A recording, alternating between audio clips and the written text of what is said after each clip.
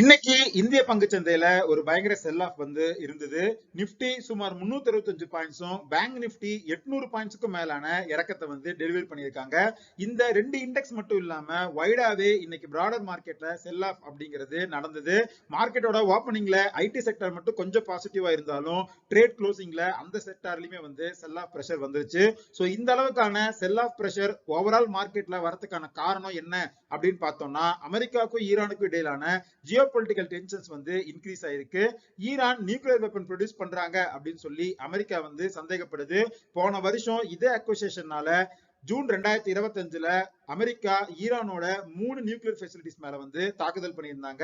அதுக்கப்புறம் இந்த ரெண்டு நாடுகளுக்கு இடையிலான நியூக்ளியர் டீல் சார்ந்து டிஸ்கஷன்ஸ் அப்படிங்கிறது போயிட்டு இருந்தது.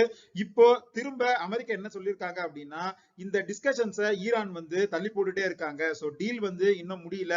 டீலை ஈரான் கூடிய சீக்கிரம் முடிக்கணும். அப்படி இல்லைன்னா நாங்க ஈரான் மேல திரும்ப தாக்குதல் பண்ணுவோம் அப்படிங்கிற மாதிரி ரிப்போர்ட் வந்திருக்கு.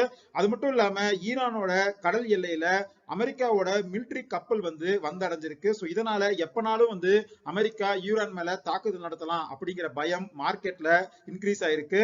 இந்த தாக்குதல் நடந்துச்சு அப்படின்னா இந்த ஸ்ட்ரைட் ஆஃப் ஹார்முஸ் வழியா நடக்கிற எண்ணெய் வர்த்தகம் அப்படிங்கிறது பாதிக்கப்படும். சோ ஓவராலா எல்லா கண்ட்ரீஸ்க்குமே எண்ணெய் தட்டுப்பாடு அப்படிங்கிறது நடக்கிறதுக்கான வாய்ப்பு இருக்கு.